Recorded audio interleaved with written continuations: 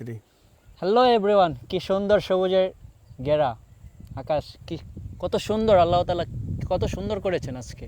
দেখুন, আপনারা অবশ্যই দেখতে পাচ্ছেন আকাশটা কিন্তু অনেক চমৎকার, ঠিক না? চমৎকার, অবশ্যই আজকে সৌন্দর্যে ঘেরা প্রাকৃতিক পরিবেশ কত সুন্দর দেখতে পাচ্ছি এই আমরা যে এটা চারদিকে। হচ্ছে নারায়ণগঞ্জ।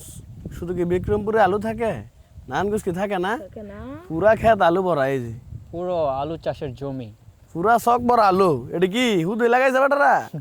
হ্যাঁ, আমরা আলুর রাজ্যে বসবাস করি। আমি দুবাই প্রবাসী। সবাই খালি বিক্রমপুর বেলা আলু রাজ্য সেরা। হ্যাঁ, তারপর নারায়ণগঞ্জ দেখলে কি বলে দেখে ইমরা খেটটা দেখাই, এই যে ইমরা শখটা দেখাই। বরিশালের মানুষ, চট্টগ্রামের মানুষ অবশ্যই আলু। প্রত্যেকদিন আমাকে বলতো, হ্যাঁ। কেউ ভাই তরকারিতে সবজিতে সবসময় আলু ভাই। আমি বলতাম, ভাই আমি নারায়ণগঞ্জের পোলা, তাই নারায়ণগঞ্জ মুন্সিগঞ্জ এরিয়ার যত কিছু আছে আমরা কিন্তু আলু চাষে বিখ্যাত।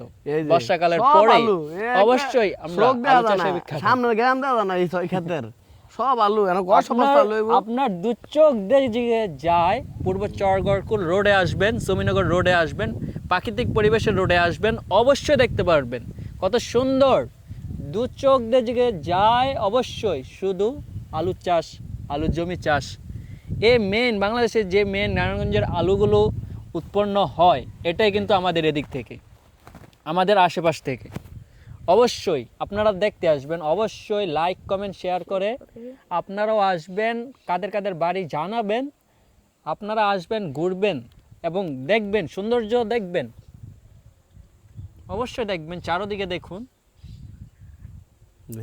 আমার পিছনে, আমার সামনে আলু চাষ, চারদিকে খালি ওয়াও ওয়াও, ধান খেত নাই। Wow wow.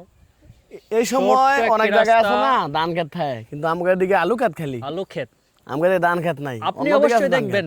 বর্তমানে রাজশাহী, পাবনা, বরিশাল সব ধান চাষে বিখ্যাত, কিন্তু আমরা আলু চাষে বিখ্যাত। এটা আমরা নারায়ণগঞ্জের বাসী বলতে পারি দৃঢ় বিশ্বাসের সাথে। আমাদের ঢাকা ডিভিশনে যত আলু উৎপন্ন হয় না কেন, আমরা বিখ্যাত, নারায়ণগঞ্জবাসী বিখ্যাত। ওয়াও, ঠিক আছে, ঠিক সবাই আছে, ভালো থাকবেন। অবশ্যই পাশে থাকবেন, দেখতে থাকুন।